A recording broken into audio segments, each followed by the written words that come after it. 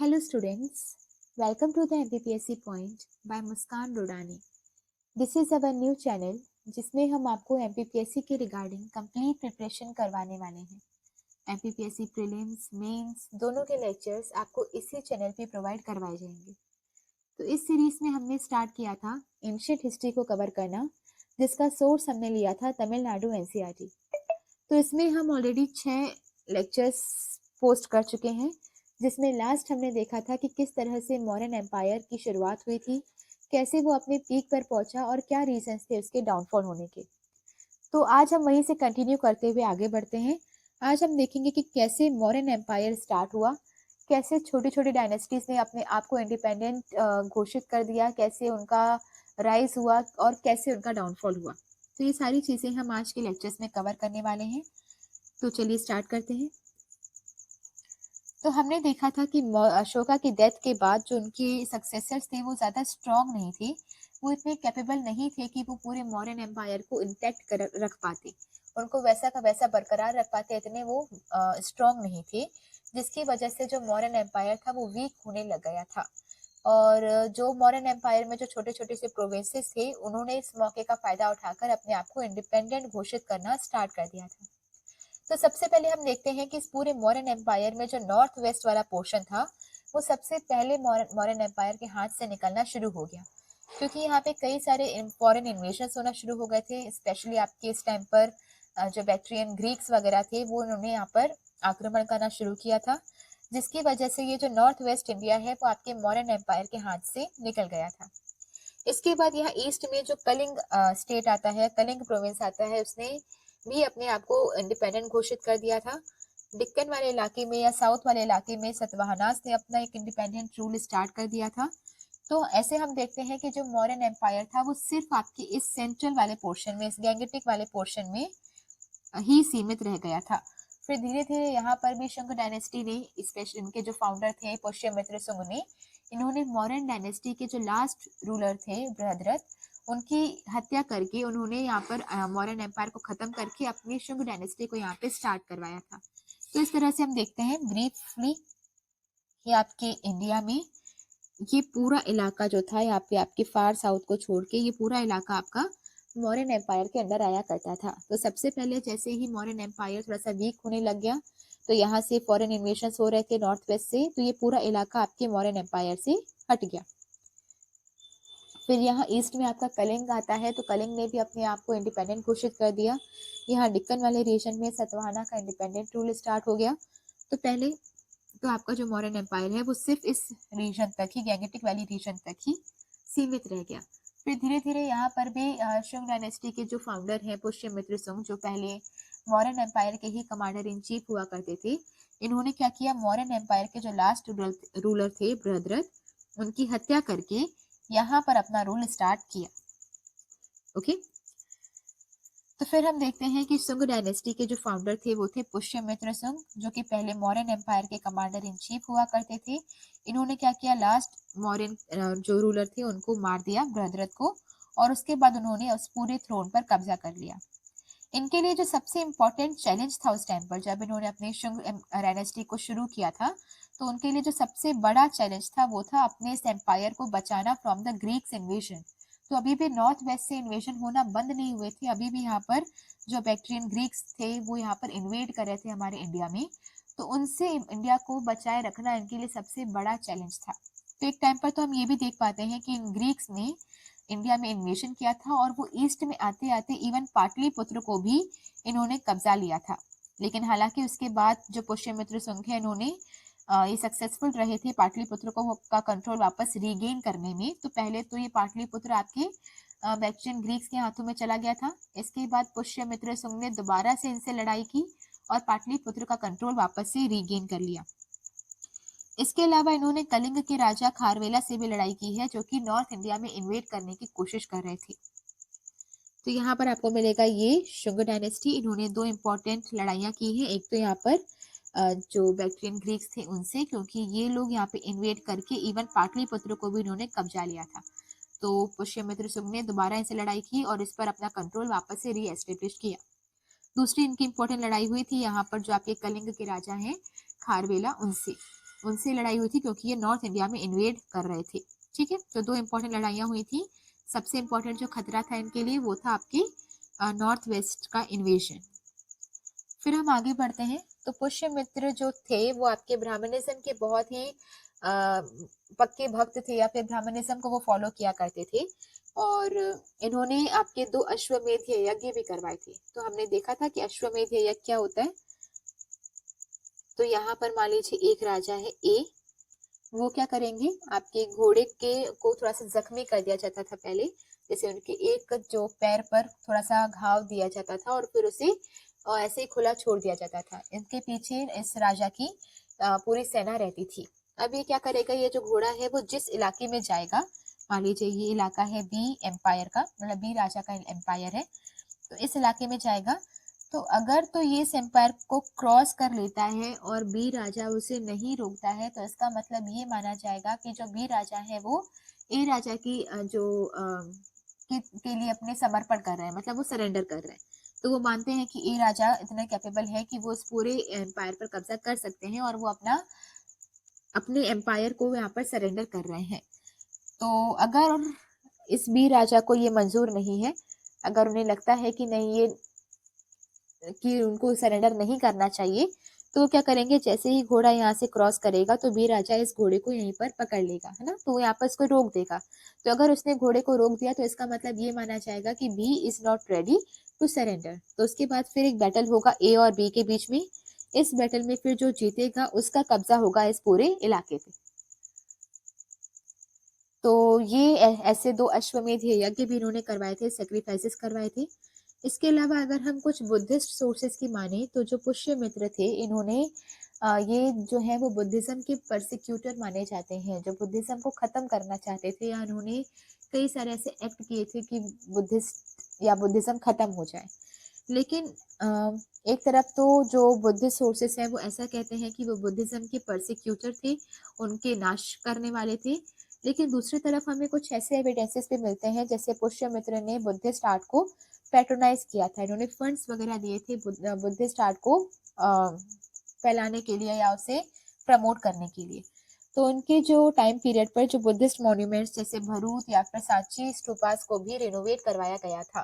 तो उन्होंने फंड्स दिए थे ताकि भरूच स्तूप या फिर सांची स्तूपास को रिनोवेट करवाया जाए। अब स्तूपास क्या होते हैं, तो ये एक ऐसे डोम शेप के आर्किटेक्चर होते हैं जहाँ पर बुद्धिस्ट मॉन्क्स के रेलिक्स रखे जाते हैं। ओके, तो उनको भी इम्प्रूव करवाने के लिए इन्होंने फंड्स वगैरह दिए थे। जैसे ही पुष्यमित्र की डेथ हो जाती है तो इनके बाद इनके बेटे हैं अग्निमित्र, वो इस शुंग डायनेस्टी के राजा बन जाते हैं। इस तरह से इनके जो शुंग डायनेस्टी के जो लास्ट रूलर थे वो थे देवभूति, और देवभूति का मर्डर किया था उन्हीं के ही मिनिस्टर वासुदेव कान्व ने। और वासुदेव कान्व ने देवभूति का मर्डर करने के बाद शुंग डायनेस्टी को खत्म किया और अपनी डायनेस्टी एस्टेब्लिश की, जो थी कान्व डायनेस्टी। तो जिस तरह से मौर्यन एम्पायर खत्म हुआ था और शुंग एम्पायर शुरू हुआ था, जैसे पुष्यमित्र शुंग ने अपने मौर्यन एम्पायर के जो लास्ट रूलर थे बृहद्रथ, उनकी हत्या करके अपनी डायनेस्टी एस्टेब्लिश की, वैसे ही आपकी कान्व डायनेस्टी के जो फाउंडर है वासुदेव कान्व, उन्होंने शुंग डायनेस्टी के लास्ट रूलर देवभूति की हत्या करके अपनी डायनेस्टी शुरू की। तो इस तरह से फिर कान्व डायनेस्टी ने 45 ईयर्स तक शासन किया, और उसके बाद जब कान्व डायनेस्टी खत्म हो गई थी, वो उनका फॉल हो गया था, उसके बाद आपके मगध की हिस्ट्री में कुछ टाइम तक बिल्कुल सन्नाटा छा गया था।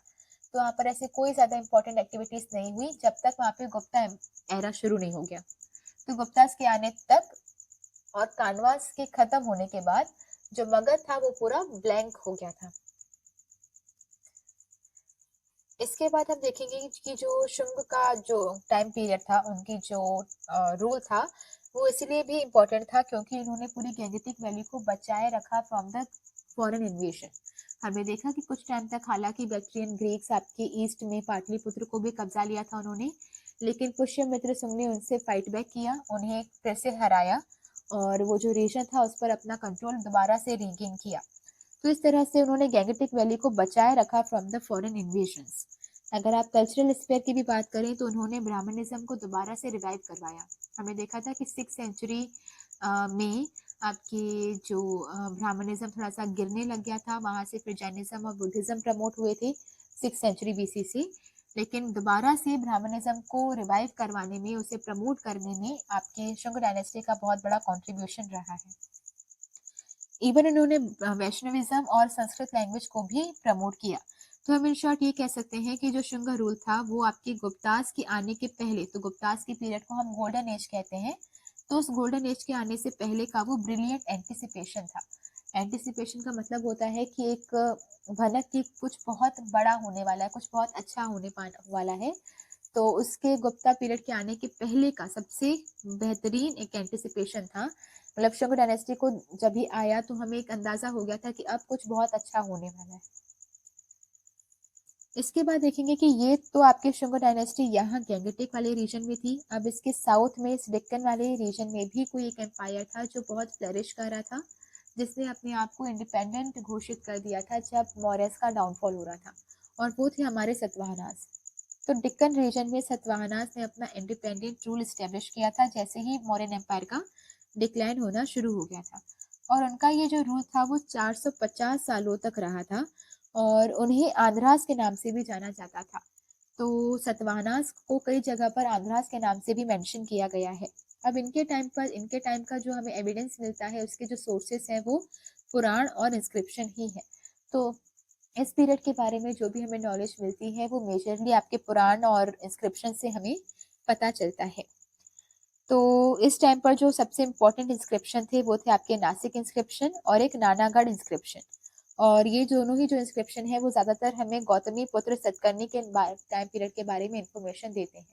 तो सतवाहना डायनेस्टी के जो सबसे इम्पोर्टेंट रूलर रहे हैं वो रहे हैं गौतमी पुत्र सतकर्णी, और इनके टाइम पीरियड के बारे में हमें पता चलता है दो मेजर इंस्क्रिप्शन से, जिसमें से एक है नासिक इंस्क्रिप्शन और दूसरा है नानागढ़ इंस्क्रिप्शन। इनके जो कुछ कॉइन्स, सतवाहनास के टाइम पीरियड के जो कॉइन्स वगैरह थे, जो कॉइन्स इन्होंने रिलीज किए थे, इशू किए थे, उससे भी हमें इनकी इकोनॉमिक कंडीशंस के बारे में काफी कुछ पता चलता है। फिर हम देखते हैं कि सतवाहना डायनेस्टी के जो फाउंडर थे वो कौन थे? सिमुक। सिमुक के बाद इसमें जो नेक्स्ट आपके रूलर आए थे, सिमुक को जिसने सक्सीड किया था वो थे कृष्णा। अब कृष्णा के टाइम पीरियड की खास बात ये है कि इन्होंने जो पूरा सतवाहना का डायनेस्टी थी या सतवाहना का किंगडम था, इसे नासिक, है ना, तो आपके जो वेस्ट में जैसे आपका इंडिया है तो यहाँ महाराष्ट्र में आपका नासिक आता है, तो इस नासिक तक इस पूरे एम्पायर को स्प्रेड कर दिया था। इसके बाद इसके तीसरे राजा हैं श्री सतकर्णी। श्री सतकर्णी ने आपके जो सेंट्रल इंडिया में मालवा वाला रीजन आता है, तो उसे वेस्टर्न मालवा और बेरार वाले रीजन को भी सतवाहना एम्पायर में मिला दिया था। इसके अलावा इन्होंने यहाँ पे अश्वमेध यज्ञ सैक्रिफाइसेस भी परफॉर्म किए थे, और इस सतवाहना एम्पायर के जो 17th रूलर थे वो थे आपके हाला। अब इस हाला का जो सिग्निफिकेंस है वो ये है कि इन्होंने एक किताब लिखी थी, मतलब एक तो इन्होंने 5 सालों तक शासन किया, और इनके फेमस इसलिए क्योंकि इन्होंने किताब लिखी थी, उस किताब का नाम था गाथा सप्तसती। तो गाथा सप्तसती को हम सतसाई के नाम से भी जानते हैं। तो गाथा सप्तसती या सतसाई इन्होंने बुक लिखी थी, इसमें 700 वर्सेस लिखे गए हैं, 700 पोएम्स यहाँ पर लिखी गई हैं, और वो सब प्राकृत लैंग्वेज में लिखी गई हैं। इसीलिए इसे सतसाई या फिर गाथा सप्तसती को आपके प्राकृत लिटरेचर का भी एक बहुत इंपॉर्टेंट कंट्रीब्यूशन माना जाता है। तो हमने यहाँ पर देखा कि सबसे पहले इसके जो फाउंडर थे वो थे सिमुक, इसके बाद आए कृष्णा। तो कृष्णा का सबसे मेजर कंट्रीब्यूशन ये था कि इन्होंने इस पूरे एम्पायर को, किंगडम को वेस्ट में नासिक तक स्प्रेड किया था। ओके, तो वेस्ट में आपके नासिक तक स्प्रेड करने का क्रेडिट किसको जाता है? कृष्णा को। इसके बाद आपके जो तीसरे हैं वो है श्री सतकर्णी। उनका कंट्रीब्यूशन ये था कि इन्होंने आपके इंडिया में जो सेंट्रल इंडिया वाला पोर्शन है इसमें वेस्ट मालवा और बेरार वाले रीजन को अपने कब्जे में, अपने कंट्रोल में लाया था। इसके बाद 17th आपके रूलर है हाला। हाला की सबसे इंपॉर्टेंट कंट्रीब्यूशन उनका किताब ही है जिसका नाम है गाथा सप्तसती, और जिसको हम सतसाई के नाम से जानते हैं। फिर आपके आते हैं इस टाइम पीरियड, इस सतवाहना डायनेस्टी के सबसे इंपॉर्टेंट रूलर जिनका नाम है गौतमी पुत्र सतकर्णी। तो गौतमी पुत्र सतकर्णी ने लगभग 24 सालों तक रूल किया, और उनका टाइम पीरियड था लगभग 106 से लेकर 130 एडी तक का। अब इनकी जितनी भी अचीवमेंट्स रही है वो इनके नासिक इंस्क्रिप्शन में बहुत अच्छे से मेंशन किया गया है। तो इनके अचीवमेंट्स के बारे में मेंशन है आपके नासिक इंस्क्रिप्शन में, और ये नासिक इंस्क्रिप्शन लिखवाने वाली इनकी माता ही थी। तो इनकी जो माता थी वो थी गौतमी बालाश्री। गौतमी बालाश्री ने ही नासिक इंस्क्रिप्शन में ये गौतमी पुत्र शतकर्णी की सारी अचीवमेंट्स लिखवाई थी। इसके अलावा गौतमी पुत्र शतकर्णी ने पूरा डेक्कन वाला इलाका सतवाहना किंगडम में मिला दिया था और उन्होंने अपने एम्पायर को बहुत एक्सपांड किया था। यहाँ पर उनकी एक बार लड़ाई हुई थी मालवा के रूलर नागपन्ना के साथ। इसमें इन्होंने बहुत ही अच्छी तरह से विक्ट्री हासिल की थी। तो वो भी इनकी बहुत ही मेजर अचीवमेंट्स में से एक माना जाता है। इसके बाद इन्होंने ब्राह्मणिज्म को पैट्रोनाइज किया था। इन्होंने काफी सारे फंड्स दिए थे ब्राह्मणिज्म को प्रमोट करने के लिए, लेकिन इसके साथ साथ इन्होंने बुद्धिस्ट को भी कई सारे डोनेशन दिए थे। तो हमने देखा कि पहले फाउंडर सिमुक कृष्णा आए जिन्होंने नासिक तक एम्पायर को स्प्रेड किया। फिर थर्ड आपके श्री सतकर्णी जिन्होंने मालवा और बेरार वाले रीजन तक स्प्रेड किया। 17th आपके आए हाला जिनकी किताब थी कथा सती और सत्साई। फिर सबसे इंपॉर्टेंट थे आपके गौतमी पुत्र शतकर्णी जिनकी अचीवमेंट्स लिखी गई हैं आपकी नासिक इंस्क्रिप्शन में। One of the major achievement was कि उनके मालवा के एक रूलर थे आपके ये नागपन्ना के साथ भी इनकी लड़ाई हुई थी जिसमें ये गौतमी पुत्र शतकर्णी जीत गए थे। तो इनकी सारी अचीवमेंट नासिक इंस्क्रिप्शन में लिखवाई गई है जो कि इनकी माता ने लिखवाई है जिनका नाम है गौतमी बालाश्री। इसके बाद इन्होंने ब्राह्मणिज्म को पैट्रोनाइज किया और बुद्धिस्ट को भी कई सारे डोनेशन दिए। अब गौतमी पुत्र शतकर्णी के बाद आते हैं इनके पुत्र वशिष्ठ पुत्र पुलमई। वशिष्ठ पुत्र पुलमई के बारे में सबसे इंपॉर्टेंट बात यह है कि इन्होंने अपने वक्त पर सतवाहना की पावर को कृष्णा रिवर तक फैलाया था। अब इन्होंने न सिर्फ कृष्णा रिवर तक फैलाया बल्कि इन्होंने कुछ कॉइन्स भी इशू करवाए थे जिन कॉइन्स में शिप्स की इमेज को इंस्क्राइब किया गया था। जैसे ये देखिए, ये कॉइन है जहाँ पर शिप्स बनवाई गई हैं। तो ऐसे कॉइन्स रिलीज करवाए थे जिसमें शिप्स की इमेज को इंस्क्राइब करवाया गया था, जिससे हमें पता चलता है कि सतवाहनास का जो नेवल पावर था वो बहुत ही अमेजिंग था। एंड इवन उस टाइम पर मैरीटाइम ट्रेड वगैरह भी हुआ करते थे। तो नदियों के रूट के द्वारा भी यहाँ पर ट्रेड हुआ करते थे। और फिर आते हैं आपके लास्ट सतवाहना, जो सबसे इम्पोर्टेंट सतवाहना रूलर थे लास्ट, वो थे यज्ञ श्री सतकर्णी। तो सबसे पहले फाउंडर सिमुक, फिर आते हैं कृष्णा के बाद तीसरे आते हैं श्री सतकर्णी, उसके बाद 17th आपके आते हैं हाला। सबसे इंपॉर्टेंट है गौतमी पुत्र शतकर्णी जिसके बारे में नासिक इंस्क्रिप्शन में लिखवाया है उनकी माता ने ही। ठीक है। फिर आपके आते हैं इनके टाइम मतलब उन्होंने इनकी एक लड़ाई हुई थी आपकी मालवा के राजा के साथ, उनका नाम था नागपन्ना। इन्होंने ब्राह्मणिज्म को रिवाइव भी करवाया था। फिर आते हैं इनके जो पुत्र वशिष्ठ पुत्र पुलमई। इनकी इंपॉर्टेंट बात यह है कि इन्होंने कृष्णा नदी तक आपके सतवाहना पावर को फैलाया था। इसके अलावा इन्होंने कॉइन्स वगैरह रिलीज करवाए थे। लास्ट आपके इंपॉर्टेंट रूलर है यज्ञ श्री सतकर्णी।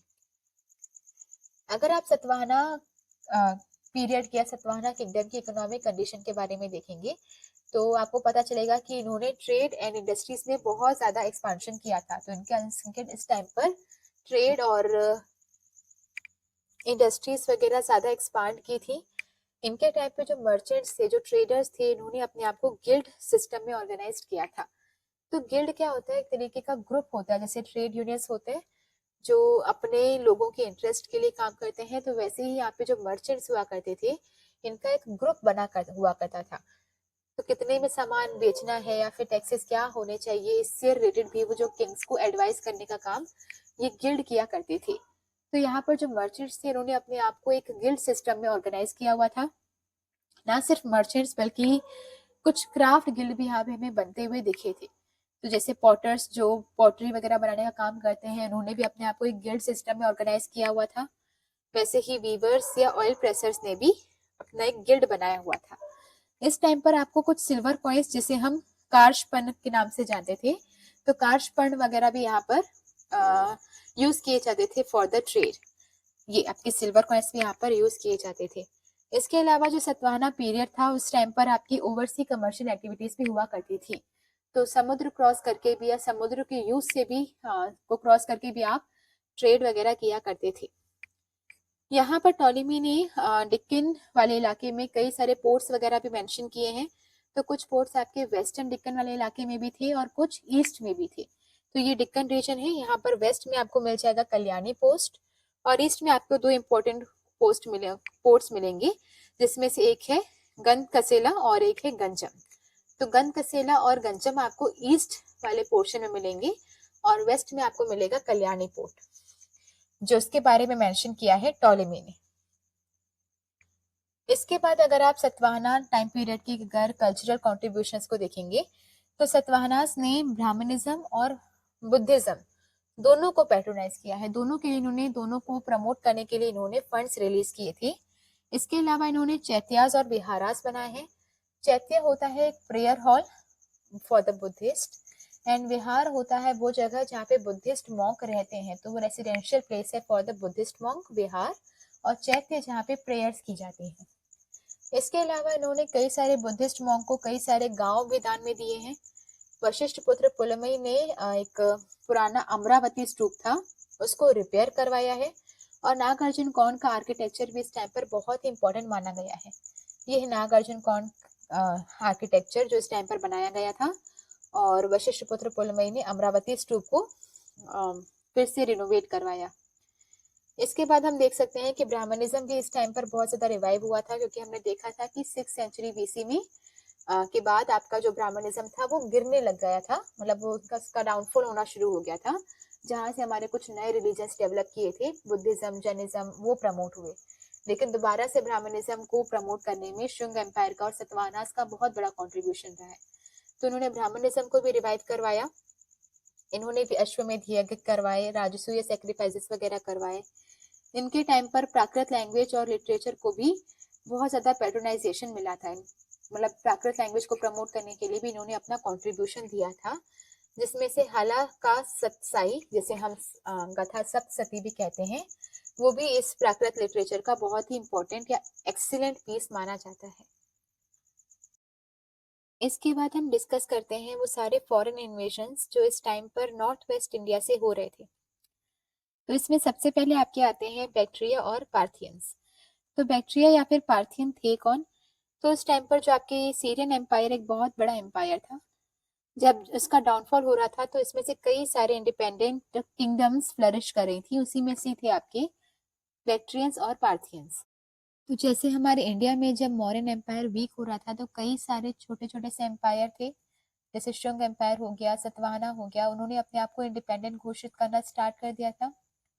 तो वैसे ही वहां पर भी जब सीरियन एम्पायर वीक होने लग गया था, तो उसमें से कई सारे इंडिपेंडेंट किंगडम्स फ्लरिश कर रही थी, उन्हीं में से आपके थे बैक्ट्रिया और पार्थियन।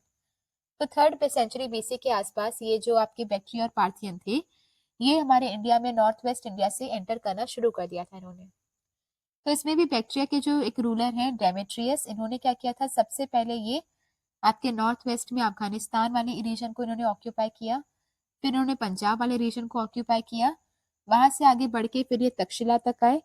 तक्षशिला से फिर इन्होंने अपने 2 कमांडर्स को आगे भेजा, एक थे अपोलोडोटस और दूसरे थे मेनिंडर। इन दोनों को उन्होंने आगे भेजा ताकि वो और टेरिटरीज को ऑक्यूपाई कर पाए। इसमें से भी जो अपोलोडोटस थे, उन्होंने सबसे पहले सिंध को ऑक्यूपाई किया, फिर मार्च करते करते ये उज्जैन तक गए। दूसरे थे आपके मेनिंडर। मेनिंडर ने भी आपके मथुरा वाले रीजन तक को उन्होंने ऑक्यूपाई किया। इसके बाद उन्होंने कोशिश की कि ये पाटलिपुत्र वाले रीजन को ऑक्यूपाई कर पाए, लेकिन वहां पर आपके शुंग डायनेस्टी के एक राजा थे वासुमित्र, जो कि पुष्यमित्र संघ के ही ग्रैंड सन थे, उनके पोते थे। इन्होंने इनको वहीं पर रोक लिया था, तो ये आगे जो पाटलिपुत्र वाला रीजन है उन्हें ऑक्यूपाई नहीं कर पाए थे। तो आप इनको ठीक से समझेंगे तो हमें समझ में आता है कि यहाँ पर सबसे पहले जो सीरियन एम्पायर के खत्म होने के बाद पार्थियन और बैक्ट्रिया जो थे वो यहाँ पर एंटर होना शुरू हो गए थे। इसमें से एक राजा थे डिमेट्रियस। डिमेट्रियस जो थे वो ग्रीक रूलर थे बैक्ट्रिया के। तो डिमेट्रियस ने क्या किया, सबसे पहले अफगानिस्तान वाले रीजन में ऑक्यूपाई किया, फिर पंजाब वाले रीजन में आए, फिर तक्षशिला वाले रीजन में आए। यहाँ से फिर उन्होंने अपने 2 कमांडर को भेजा, एक थे अपोलोडोटस और दूसरे थे आपके मेनिंडर। तो अपोलोडोटस सबसे पहले आपके जाते हैं सिंध वाले इलाकों को ऑक्यूपाई करते हैं। सिंध वाले इलाके को ऑक्यूपाई करने के बाद ये आगे बढ़ते हैं और फिर ये उज्जैन वाले इलाके को, जो एमपी में ही आता है, उस वहां तक के इलाके को ये ऑक्यूपाई कर लेते हैं। मेनिंडर जो है वो मथुरा वाले इलाके तक जाते हैं। इसके बाद ये कोशिश करते हैं पाटलिपुत्र को ऑक्यूपाई करने की, पर वो ऑक्यूपाई नहीं कर पाते हैं, क्योंकि वहां पे वासुमित्र थे जो कि पुष्यमित्र संघ के बेटे हैं, उन्होंने उनको स्टॉप किया हुआ था, रोका हुआ था। फिर हम आगे बढ़ते हैं, ये देखते हैं कि ये है आपका सीरियन एम्पायर, ये पार्थियन एम्पायर यहाँ से एंटर करता है। पहले अफगानिस्तान, पंजाब, तक्षशिला, फिर वहां से इन्होंने 2 कमांडर्स भेजे। अपोलोडोटस जो पहले जाते हैं आपके सिंध वाले इलाके में, फिर वहां से होते हुए उज्जैन, फिर आपके आते हैं मेनिंदर जो मथुरा वाले रीजन को ऑक्यूपाई करते हैं। उसके बाद फिर वो पाटलिपुत्र को नहीं कर पाते हैं। आगे बढ़ते हैं तो हमें देखते हैं कि मेनिंदर इसमें, जिनको मिलिंद के नाम से भी जाना जाता था, इन्होंने अपनी कैपिटल रखी थी शकला, जिसे हम सियालकोट के नाम से भी जानते हैं। तो सकला या फिर जिसे हम सियालकोट के नाम से जानते हैं, वो कैपिटल थी आपकी मिलिंद की। इनका कुछ ज्यादा ही इंटरेस्ट था आपके बुद्धिज्म में, तो ये बुद्धिस्ट फिलोसफी को जानना चाहते थे, उसे अपनाना चाहते थे। इसलिए इनके दिल में जो भी क्वेश्चंस हुआ करते थे वो एक बुद्धिस्ट मॉन्क से पूछा जा करते थे, जिनका नाम था नागसेन। तो नागसेन एक बुद्धिस्ट मॉन्क है, जिनसे इनकी कई सारी कन्वर्सेशन हुआ करती थी अबाउट वेरियस क्वेश्चंस जो मिलन के हुआ करते थे। तो वो इनसे क्वेश्चन किया करते थे और नागसेन जब हर एक क्वेश्चन के आंसर दिया करते थे, और जब ये जो मिलन थे उनके आंसर से सेटिस्फाई हो गए थे, तो उसके बाद इन्होंने बुद्धिज्म को अडॉप्ट कर लिया था या उसे अपना लिया था। और इनके और नागसेन के बीच में जो भी कन्वर्सेशन हुई थी, क्वेश्चन आंसर हुए थे, उसे कंपाइल किया गया है इन द मिलिंद पन्हो। तो मिलिंद पन्हो एक किताब है जिसमें मिलिंद और नागसेन के बीच में हुई सारी कन्वर्सेशन लिखी हुई है, और ये लिखी गई है पाली लैंग्वेज में। इसके अलावा इस टाइम पीरियड पे एक ग्रीक एम्बेसडर हेलियोडोरस भी हमारे इंडिया में आए थे। इन्होंने वैष्णविज्म को अडॉप्ट किया था या उसे अपनाया था, और इन्होंने यहाँ पर गरुड़ पिलर बनाया था बेस नगर में। और क्योंकि हम एमपीपीएससी प्रिपेयर कर रहे हैं, तो हमें पता होना चाहिए जो बेस नगर है वो आपका प्रेजेंट डे विदिशा में आता है। तो बेस नगर मतलब विदिशा ही है। तो विदिशा में आपका बेस नगर में इन्होंने गरुड़ पिलर बनाया था हेलियोडोरस ने, जो कि वैष्णविज्म के फॉलोअर थे। इसके बाद इवन आफ्टर मेनिंडर की डेथ के बाद भी लगभग 100 साल से ऊपर तक ग्रीक का इन्फ्लुएंस हमारे इंडिया में रहा है। तो मेनिंडर की डेथ के बाद भी लगभग 100 साल के ऊपर ही इनका इन्फ्लुएंस हमारे इंडिया में रहा। इसके बाद आते हैं शक। जो शक या फिर सीथियंस थे, इन्होंने बैक्ट्रिया और पार्थिया पर अटैक किया। तो जैसे पहले बैक्ट्रिया और पार्थिया हमारे इंडिया में आए थे, अब शक क्या करेंगे, उन्हें हरा देंगे। तो वो सारी टेरिटरीज जो पहले इनके अंदर आया करती थी, बैक्ट्रियास के अंदर या पार्थियंस के अंदर, वो सारे अब टेरिटरीज कौन ऑक्यूपाई कर लेगा, शक। इसके बाद इन्होंने इन्हें अटैक किया और वो सारे इलाके कैप्चर कर लिए फ्रॉम द ग्रीक रूलर्स। इसके बाद वो सारे इलाके जहां से आपके ये बैक्ट्रिया पार्थियंस क्रॉस हुए थे, उन्हीं सारे फुट स्टेप्स को फॉलो करते हुए शक भी धीरे धीरे आपके नॉर्थ वेस्टर्न इंडिया को ऑक्यूपाई कर लेंगे। शक के 2 ब्रांचेस थी या 2 ग्रुप्स में वो डिवाइडेड थे। एक जो नॉर्थ वाले हिस्से में है उसे हम नदन सत्रप कहते हैं, जो तक्षशिला वाले रीजन में है, और फिर जो वेस्टर्न जो आपके महाराष्ट्र वाले इलाके में है उसे हम वेस्टर्न सत्रप कहते हैं। तो शक 2 ब्रांचेस में या 2 ग्रुप्स में डिवाइडेड थे। वो शक जो तक्षशिला वाले रीजन में रूल किया करते थे उन्हें हम नदन सत्रप कहते हैं, और जो महाराष्ट्र वाले इलाके में रूल किया करते थे उन्हें हम वेस्टर्न सत्रप कहा करते हैं। इसके अलावा जो शक रूल का जो फाउंडर थे, वो 1st सेंचुरी बीसी में माविस थे इनके फाउंडर। और फिर इनके बेटे आते हैं एजिस वन, जिन्हें हम विक्रम एरा का फाउंडर मानते हैं। तो शक एम्पायर के जो फाउंडर हैं वो थे आपके माविस, 1st सेंचुरी बीसी में इन्होंने फाउंड किया था। और फिर इनके बेटे आते हैं एजिस वन। एजिस वन जो है वो विक्रम एरा के फाउंडर माने जाते हैं। जो शक रूलर से आपके तक्षशिला में उन्होंने उनको हराया था आपके पार्थियंस ने। ये आप देखेंगे जो शक एम्पायर था वो यहाँ से आया। वो इलाका जो यहाँ पे रूल किया करता था उसे हम कहते थे नदन सत्रप, जो तक्षशिला वाले इलाके में रूल करते थे। और जो यहाँ महाराष्ट्र वाले इलाके में रूल करते थे उसे हम कहते थे वेस्टर्न सत्रप। फिर हम देखते हैं कुषाण का एम्पायर। जो कुषाण जो थे वो आपके सेंट्रल एशिया में एक ट्राइब है यूची ट्राइब, उसी की ही एक ब्रांच मानी जाती है कुषाण। तो सेंट्रल एशिया में एक ट्राइब है यूची ट्राइब, उसी यूची ट्राइब की एक ब्रांच है आपकी कुषाण। वो आपके उन्होंने सबसे पहले यहाँ पे बैक्ट्रिया को रिप्लेस किया, मतलब शक को रिप्लेस किया। वो सबसे पहले यहाँ पे बैक्ट्रिया एक जगह वहां पर आए और उन्होंने वहां से शक को हराया। तो जैसे पहले बैक्ट्रिया और पार्थियंस को हराने के बाद आपके शक ने यहाँ पे शासन किया था, रूल किया था, वैसे ही शक एम्पायर को खत्म करने के बाद कुषाण एम्पायर ने अपना शासन यहाँ पे संभाला। फिर उन्होंने धीरे धीरे काबुल वैली पे कब्जा किया, फिर पूरे गंधार रीजन जो कि आपके पाकिस्तान वाले इलाके में आता है, उस पूरे गंधार रीजन पे को उन्होंने ऑक्यूपाई कर लिया। इस कुषाण डायनेस्टी के जो फाउंडर हैं उन्हें माना जाता है कुजल काडफिसेस या फिर काडफिसेस वन उनके फाउंडर माने जाते हैं। इन्होंने काबुल वैली को पूरा ऑक्यूपाई कर लिया था और यहाँ पर उन्होंने अपने नाम के सिक्के भी इशू किए थे।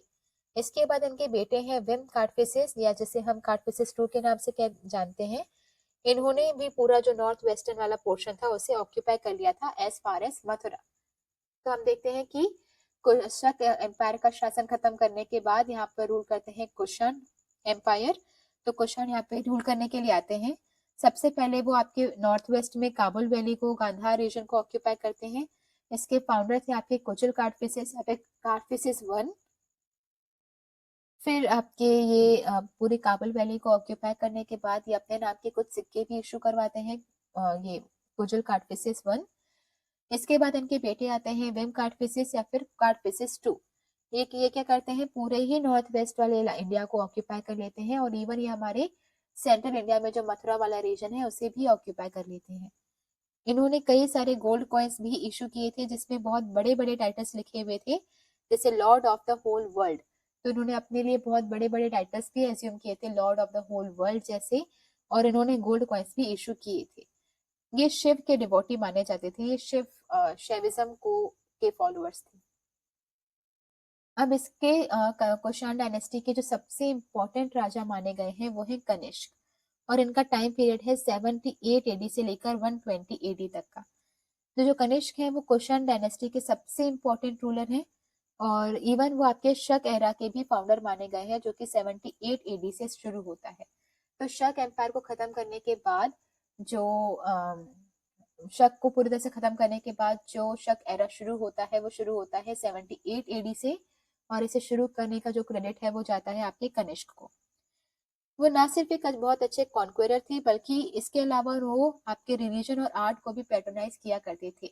तो कई सारे रिलीजन को डोनेशंस देना या फिर आर्ट को प्रमोट करने के लिए फंड्स रिलीज करना, ये सारे काम आपके कनिष्क किया करते थे। अब कनिष्क अगर आप कॉन्क्वेस्ट देखेंगे तो कनिष्क के टाइम पर जब इन्होंने अपने थ्रोन को संभाला था या जब इन्होंने अपना थ्रोन ऑक्यूपाई किया था, तो उस टाइम पर जो कुशन एम्पायर था वो आपके सिर्फ नॉर्थ वेस्टर्न वाले रीजन पे ही था। तो अफगानिस्तान, गांधार रीजन, सिंध, पंजाब, ये सारा इलाका आता था आपके कुषाण एम्पायर के अंदर। तो अफगानिस्तान, गांधार, पंजाब, सिंध, ये वाला इलाका सिर्फ था आपके कुषाण एम्पायर के अंदर। अब इसके बाद धीरे धीरे इन्होंने मगध वाले रीजन को ऑक्यूपाई किया। वो वाला रीजन जो आपके पाटलिपुत्र बोध गया में आता है, ये सारा रीजन आपके कुषाण एम्पायर के अंदर आ गया था। तो इन शॉर्ट हम ये कह सकते हैं कि वो सारा इलाका पाटलिपुत्र वाला भी, जो इवन आपके बैक्टीरिया या पार्थियंस कोशिश कर रहे थे ऑक्यूपाई करने की पर वो नहीं कर पाए थे, उस वाले रीजन को भी आपके कनिष्क ने ऑक्यूपाई कर लिया था। तो अफगानिस्तान, गांधार, पंजाब और ये सिंध वाले इलाके को तो उनके अंदर था ही पहले से। अब इन्होंने पूरा ये मगध वाला रीजन, पाटलिपुत्र बोध गया वाला रीजन भी इन्होंने ऑक्यूपाई कर लिया था। अगर हम कल्हण की माने तो इन्होंने इवन कश्मीर वाला रीजन भी ऑक्यूपाई कर लिया था, और उनके जो कॉइन्स थे वो आपको कई सारे जगह से मिलते हैं, जैसे मथुरा, श्रीवस्ती, कौशाम्बी और बनारस वाले रीजन से हमें कनिष्क के कॉइन्स मिलते हैं, जिससे हम ये कह सकते हैं कि इन्होंने इवन गैंगेटिक प्लेन्स के भी बहुत बड़े इलाकों में भी इन्होंने रूल किया हुआ है। तो हमें स्टार्टिंग में मिलता है रूल आपके नॉर्थ वेस्ट वाले इलाकों में, फिर इन्होंने आपके मगध, पाटलिपुत्र और ये बोध गया वाले रीजन को ऑक्यूपाई किया। फिर इनके कुछ कॉइन्स हमें कुछ जगहों से मिलते हैं, जैसे मथुरा, श्रावस्ती, कौशाम्बी, बनारस। तो इससे हमें ये भी पता चलता है कि इनके ये गैंगेटिक प्लेन वाले रीजन में भी इनका ये ऑक्यूपाई किया हुआ था इन्होंने। और कल्हड़ के अगर हम माने तो कनिष्क ने कश्मीर वाले रीजन को भी ऑक्यूपाई किया हुआ था। इसके अलावा इन्होंने चाइनीज के साथ भी कुछ वॉर लड़े थे, कुछ लड़ाइयां लड़ी थी, और उनसे भी कुछ टेरिटरीज इन्होंने ऑक्यूपाई की हुई थी, है ना, उनकी भी कुछ टेरिटरीज इन्होंने अपनी एम्पायर में मर्ज की हुई थी। अब जब ये पहली लड़ाई हुई थी चाइनीज जनरल पैंचो के साथ, तो ये जो कनिष्क थे वो उसमें हार गए थे। उसके बाद इन्होंने दूसरा एक्सपीडिशन स्टार्ट किया था, या दूसरी लड़ाई लड़ी थी उनके साथ। तो तब उनके बेटे थे पांग्यांग। मतलब जो पहली लड़ाई हुई थी वो चाइनीज जनरल पैंचो के साथ हुई थी, और फिर जो दूसरी लड़ाई हुई वो चाइनीज जनरल टेंगिंग के साथ हुई, जो कि पैचो के ही बेटे थे। तो दूसरी वाली लड़ाई में आपके कनिष्क जीत जाते हैं। तो पहली वाली लड़ाई में वो हार जाते हैं, दूसरी वाली में वो जीत जाते हैं। इसके बाद वो कई सारी टेरिटरीज जैसे कशकर, यारकंज, खोटन, ये सारी टेरिटरीज को वो अपने एम्पायर में मर्ज कर देते हैं। अब आप कनिष्क का जो एम्पायर देखेंगे वो आपके उसका एक्सटेंट कहाँ से कहाँ तक था। तो आपके वेस्ट में वो गंधार से लेकर आपके ईस्ट में वो बनारस तक था। आपकी कश्मीर नॉर्थ से लेकर मथुरा मालवा साउथ तक था। तो नॉर्थ में कश्मीर से लेकर साउथ में मालवा तक, वेस्ट में गांधार से लेकर ईस्ट में बनारस तक, ये पूरा इलाका आपका कुषाण एम्पायर के अंदर आया करता था। तो गांधार से बनारस तक, कश्मीर से मालवा तक।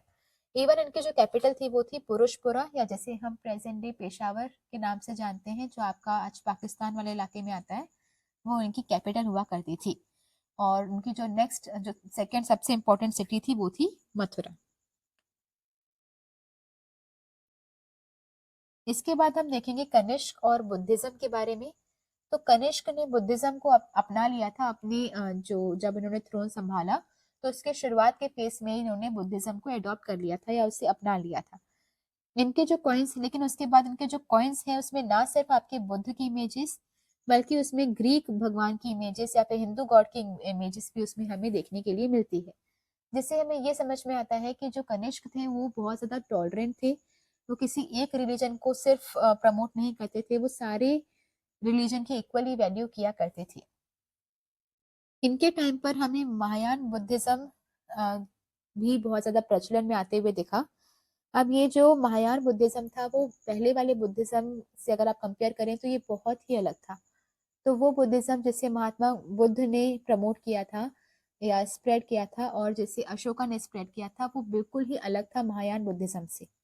अब ये जो महायान बुद्धिज्म है, इस यहाँ पर बुद्ध की वर्शिप की जाने लगी थी। अब उनकी फूलों से या उन्हें फूलों से उनकी वर्शिप की जाती थी। उन्हें कई सारे गारमेंट्स ऑर्नामेंट्स वगैरह पहनाए गए थे। यहाँ पे परफ्यूम और दिए लैम्प्स वगैरह से इनकी पूजा की जाती थी। यहाँ पे इवन आइडल वर्शिप या इमेज वर्शिप शुरू हो चुकी थी, और यहाँ पे बहुत बड़े मतलब बहुत रिचुअल्स वगैरह भी यहाँ पे फॉलो किए जाने लगे थे, जो कि बुद्धिज्म पहले एक्चुअल टीचिंग में मना किया करते थे या इनके अगेंस्ट वो बातें किया करते थे। लेकिन बाद में महायान बुद्धिज्म में ही उनकी आइडल वर्शिप, इमेज वर्शिप या फिर रिचुअल्स वगैरह को फॉलो किया जाने लग गया था। अब आप देखेंगे कि कनिष्क ने कई सारी मिशनरीज भी भेजी थी, जैसे अशोका ने भी अपनी कई सारी मिशनरी भेजी थी बुद्धिज्म को प्रमोट करने के लिए। वैसे ही आपके कनिष्क ने भी सेंट्रल एशिया में, इवन चाइना में भी बुद्धिज्म को प्रमोट करने के लिए कुछ मिशनरीज भेजे। इसके अलावा इन्होंने बुद्धिस्ट के कई सारे चैत्य और विहारास बनाए।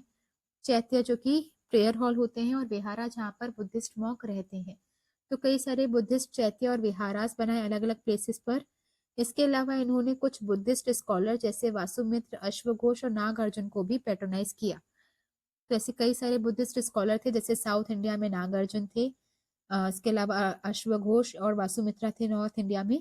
तो इन सबको भी इन्होंने पेट्रोनाइज किया।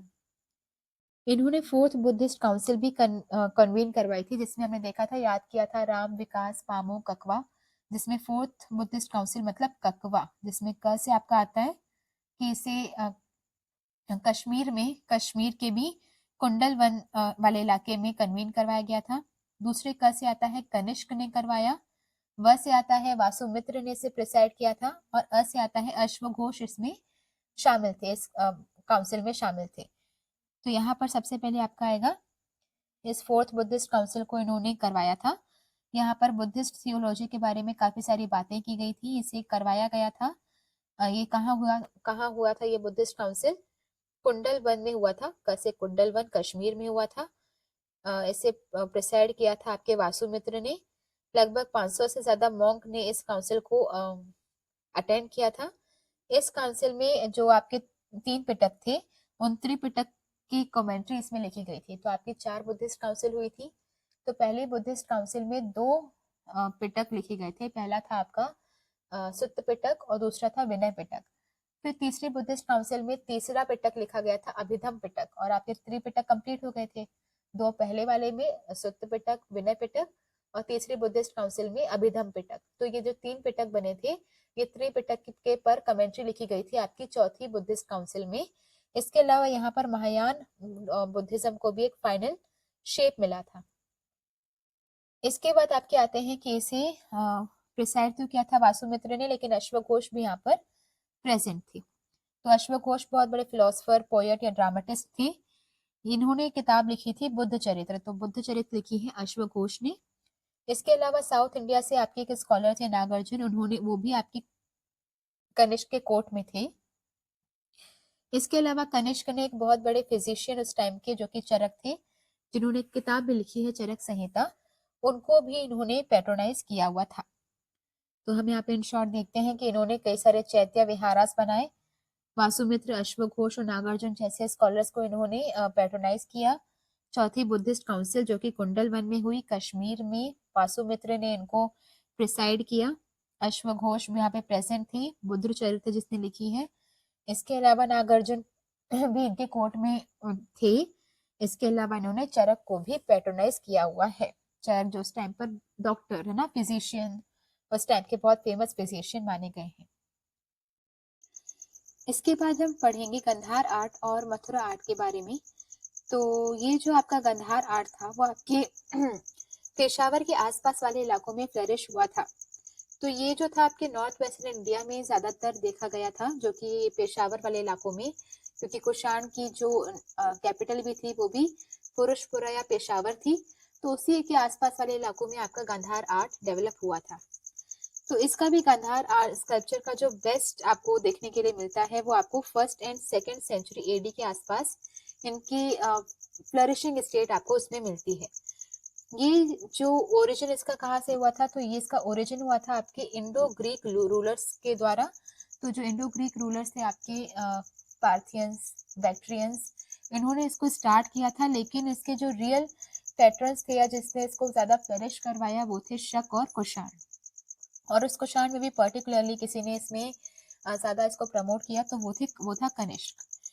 तो गंधार आर्ट था क्या, तो गंधार आर्ट बेसिकली आपकी इंडियन आर्ट और ग्रीको रोमन आर्ट का एक मिक्सचर था। तो जहाँ पे कुछ एलिमेंट्स आपके इंडिया के भी थे, इंडियन आर्ट के भी थे, और कुछ एलिमेंट्स आपके रोमन या फिर ग्रीको आर्ट के भी थे। अब इसमें से जो गंधार स्कल्पचर्स के कुछ नमूने थे वो आपको तक्षशिला में, पेशावर में और इन सारी नॉर्थ वेस्ट वाली इलाकों में आपको मिल जाएगा। तो क्योंकि ये एक मिक्सचर था आपकी इंडियन और ये ग्रीको रोमन आर्ट के एलिमेंट्स का, तो ये जनरली आपको इन्हीं इलाकों में मिलेगा। तो इस इलाकों में भी पेशावर वाला इलाका हो गया, तक्षशिला हो गया, या फिर ये नॉर्थ वेस्ट वाले इलाकों में आपको ये मिलेगा। ये जो गंधार स्कूल था, इसमें जो बुद्ध की इमेजेस बनाई गई थी वो बहुत अलग अलग साइजेस की थी, अलग अलग शेप्स की थी, अलग अलग पोस्चर्स की थी, जिसमें कई सारी डिटेल्स का ध्यान रखा गया था। तो अलग अलग साइज, अलग अलग शेप्स में बहुत बेहतरीन इमेजेस यहाँ पर बनाई गई थी। यहाँ पर जो कई सारे ऐसे रिलीफ्स भी बनाए गए थे जो डिपिक्ट करते हैं कि बुद्धा की बर्थ को, या बुद्धा ने जब रिनंसिएशन लिया था तो उस टाइम के, या फिर बुद्धा ने जब सारनाथ में अपनी पहली प्रीच दिया था, या फिर अलग अलग जगह पर जो उन्होंने प्रीच किया था, तो उन सारी चीजों को अलग अलग सिंबल से या अलग अलग रिलीफ से दर्शाया गया है। तो गंधार आर्ट का जो सबसे इम्पोर्टेंट फीचर्स थे वो थे ह्यूमन। यहाँ पर जो मूर्तियां बनाई जाती थी उसमें उस बॉडी को इतनी अच्छे से मोल्ड किया जाता था ताकि वो बहुत ही रियल लगे। तो बॉडी को मोल्ड करना इन द रियलिस्टिक मैनर, इनकी हर एक माइन्यूट डिटेल्स को, छोटी छोटी डिटेल्स पर ध्यान देना, जैसे उनकी मसल्स दिखाना, उसकी मोस्टैच दिखाना, या फिर उनकी कर्ली हेयर्स वगैरह दिखाना, इन सारी चीजों पर बहुत ध्यान दिया गया था। इसके अलावा इसमें थिक ड्रेपरी दिखाना। ड्रेपरी क्या होता है, जैसे यहाँ पर आप देख सकते हैं इनके जो शॉल है, यहाँ पर ये फोल्ड्स वगैरह दिखाए गए हैं इनके शॉल में, तो इसे हम ड्रेपरी कहा करते हैं। तो जो भी आपने कपड़े पहने होते हैं, जो भी मूर्ति में कपड़े दिखाए जाते हैं, क्लॉथ्स दिखाए जाते हैं, उनके फोल्ड्स वगैरह को आप ड्रेपरी कहते हैं। तो यहाँ पे ड्रिक्ट है ड्रेपरी होना, इसमें जिसमें फोल्ड लाइंस जो होती हैं वो बहुत बोल्ड बोल्ड दिखाना। इनमें अगर कुछ ऑर्नामेंटेशन आपने पहनाए हुए हैं, कुछ ऑर्नामेंट्स पहनाए हैं, गहने पहना है, तो उनकी अच्छी से कार्विंग्स वगैरह को दिखाना। इसके अलावा यहाँ पर एक नया फॉर्म ऑफ बुद्धिज्म जो डेवलप करा था महायान, उसकी भी मेन थीम आपकी गांधार आर्ट ही थी। इसके अलावा यहाँ पर बुद्धा की इमेज को और ज्यादा इवॉल्व तरीके से दिखाया गया था गांधार आर्ट में। इसके अलावा जिसमें तो बस ये आप कुछ इंपॉर्टेंट फीचर्स आप देखेंगे, जैसे कि ह्यूमन बॉडी की अच्छे से मॉडलिंग करना, जिस जो रियलिस्टिक लगे, मसल्स दिखाना, मुस्टैच दिखाना, कर्ली हेयर्स दिखाना, ऑर्नामेंट्स दिखाना। महायान बुद्धिज्म का एक इम्पॉर्टेंट फीचर है ये, और बुद्ध की इमेजेस को इवॉल्व तरीके से दिखाना। इसके अलावा कई सारी जो बुद्ध की मोनास्ट्रीज हैं उसको, जो कि फर्स्ट से लेकर 4th सेंचुरी एडी तक के बीच में बनाई गई थी, उसमें भी इन्हीं गांधार आर्ट का यूज हुआ था। इसके अलावा जो भी हमें कुछ रिमेन्स मिले हैं 15 मोनेस्ट्रीज के, वो भी हमें लगभग पेशावर रावलपिंडी के आसपास कुछ लगभग 15 मोनेस्ट्रीज मिली हैं, उसमें भी इस आर्ट का ही यूज हुआ था। इसके बाद आप कुछ बुद्धिस्ट स्तूपास देखेंगे इस पीरियड की, जिसमें इसी आर्ट का यूज हुआ था, जिसमें ग्रीको रोमन आर्किटेक्चरल इम्पैक्ट देखा गया था। तो इंडियन एलिमेंट्स तो थे ही, साथ में कुछ ग्रेको रोमन एलिमेंट्स भी देखे गए थे उस आर्किटेक्चर में, जिसलिए हम उसे कहा करते हैं कि वो गांधार आर्ट से बिलोंग करते थे। तो कई सारे ऐसे स्टूपास इस टाइम पे मिले थे। यहाँ पर जो स्टूपास बनाए गए थे उसकी हाइट थोड़ी सी बढ़ा दी गई थी, और उसमें कई सारा ऑर्नामेंटेशन किया गया था, ऐड किया गया था, ताकि जो स्टूपा का स्ट्रक्चर है वो थोड़ा सा अलग दिखाया जा सके। और ये सारी चीजें की थी ताकि स्टूपास को और ज्यादा अट्रैक्टिव बनाया जा सके। इसके बाद आप लास्ट देखेंगे कि मथुरा स्कूल ऑफ आर्ट भी था। एक था आपका गंधार स्कूल और दूसरा था आपका मथुरा स्कूल ऑफ आर्ट। अब ये जो था वो आपका जो प्रेजेंट डे उत्तर प्रदेश है, वहां पर मथुरा वाला रीजन है, उसके आसपास ही आर्ट डेवलप हुआ था। ये फ्लरिश किया था आपका लगभग 1st सेंचुरी एडी में। जैसे इससे पहले हमने इसका टाइम पीरियड देखा 1st 2nd सेंचुरी एडी में, तो उसी टाइम पीरियड पे लगभग आपका मथुरा आर्ट भी डेवलप हुआ था। तो इसके अर्ली फेज में जो मथुरा आर्ट था वो पूरा ही इंडिजीनियस लाइन पर ही डेवलप हुआ था। तो जैसे गांधार में आपके इंडियन एलिमेंट्स के साथ रोमन ग्रेको एलिमेंट्स भी शामिल थे, वैसे मथुरा में ऐसा कुछ नहीं था। यहाँ पर प्रॉपर ये इंडिजीनियस लाइन्स में या इंडिया के एलिमेंट्स ही सिर्फ यहाँ पे शामिल थे। अब यहाँ पर जो बुद्धा की इमेजेस बनाई गई उसमें उनके चेहरे पर एक स्पिरिचुअल फीलिंग्स दिखाई गई हैं, जो कि आपके गांधार आर्ट में एब्सेंट थी। यहाँ मथुरा आर्ट में जो इमेजेस बनाई गई हैं उसमें कुछ इमेजेस आपके शिव विष्णु जी की बनाई गई हैं, और उनके साथ उनकी जो पार्टनर्स हैं पार्वती जी, लक्ष्मी जी, उनकी इमेजेस भी यहाँ पर दिखाई गई हैं। यहाँ पे जो फीमेल फिगर्स थी, कुछ यक्षिनी या फिर अप्सराओं को भी बहुत अच्छे से ब्यूटीफुल यहाँ पे कार्व किया गया है मथुरा स्कूल ऑफ आर्ट में। तो मथुरा स्कूल आपके कई सारे ऐसे इमेजेस बनाता है, शिव दिखाए गए हैं, जैसे शिव पार्वती और विष्णु लक्ष्मी जी की। इसके अलावा कुछ आपकी यक्षिनी अप्सरा, ऐसी कुछ फीमेल फिगर्स को भी बहुत ब्यूटीफुली तरीके से दर्शाया गया है। अब हम देखते हैं लास्ट कि कैसे कुषाण रूल एंड हुआ और कौन कौन आपके कनिष्क के सक्सेसर्स थे। तो कनिष्क के बाद भी जो उनके सक्सेसर्स थे, लगभग उन्होंने 100 और 150 सालों तक शासन किया था। ओके, तो कनिष्क के बाद उनके सक्सेसर्स ने लगभग 150 सालों तक शासन किया। इनके जो बेटे थे वो थे हुविष्क। तो हुविष्क कनिष्क की डेथ के बाद जो शासन जिन्होंने संभाला वो हुविष्क थे, और इन्होंने उनके टाइम पर अपना पूरा जो कुषाण एम्पायर था उसे इंटैक्ट रखा। तो जैसा था उसे वैसे ही बरकरार बनाए रखा आपके हुविष्क ने। इनके टाइम पर जो मथुरा थी वो बहुत ही इंपॉर्टेंट सिटी बन गई थी। तो अभी भी कैपिटल जो थी वो आपकी पुरुषपुरा या जिसे हम पेशावर कहते हैं वही था, लेकिन मथुरा एक बहुत ही इंपॉर्टेंट सिटी बन चुकी थी। कनिष्क की तरह उनके बेटे भी बुद्धिज्म के पैटर्न थे, या बुद्धिज्म को उन्होंने अडॉप्ट किया हुआ था, उनको अपनाया हुआ था। और इनके जो लास्ट रूलर थे कुषाण डायनेस्टी के, वो वासुदेव थे। वासुदेव के टाइम पीरियड तक आपका जो कुषाण एम्पायर था वो बहुत ही छोटा हो गया था, मतलब उस टाइम पर बहुत ही वो वीक हो गया था और बहुत सारी टेरिटरीज उनके हाथ से निकल चुकी थी। कई सारे इंस्क्रिप्शन में हमें ये इनके जो कई सारे इंस्क्रिप्शन है वो आपको मथुरा के आसपास मिलते हैं। वो आपको हम यही पता चलता है कि जो वासुदेव थे वो शिव के वर्शिपर थे, और वासुदेव के बाद जो कुषाण एम्पायर्स थे उन्होंने कुछ टाइम तक तो रूल किया था नॉर्थ वेस्टर्न इंडिया में, और उसके बाद फिर कुषाण डायनेस्टी पूरी तरह से खत्म हो गई थी। तो लास्ट में हम देखते हैं कि कुछ कनिष्क के बाद उनके जो सक्सेसर थे उन्होंने 150 सालों तक शासन किया। उनके बेटे थे हुविष्क, जिन्होंने बिल्कुल इंटैक्ट रखा उस एम्पायर को। मथुरा बहुत इंपॉर्टेंट सिटी बन चुकी थी। कनिष्क के बेटे जो थे हुवेश्क, उन्होंने बुद्धिज्म को ही अपनाया था। उनके बाद लास्ट रूलर थे वासुदेव। वासुदेव के टाइम तक ये जो एम्पायर था वो बहुत छोटा हो गया था।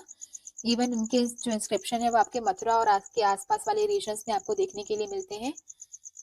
वासुदेव, ऐसा माना जाता है कि वो शिव के भक्त थे। और वासुदेव के बाद कुछ छोटे मोटे कुषाण एम्पायर थे जिन्होंने कुछ टाइम तक नॉर्थ वेस्ट इलाकों में रूल किया, और फिर आपका जो ये कुषाण डायनेस्टी थी वो पूरी तरह से खत्म हो गई। तो थैंक यू यहाँ तक बने रहने के लिए। अगर आपको हमारी सीरीज समझ आ रही है, पसंद आ रही है, तो please like, share and subscribe, और वेट करिए हमारे नेक्स्ट लेक्चर का।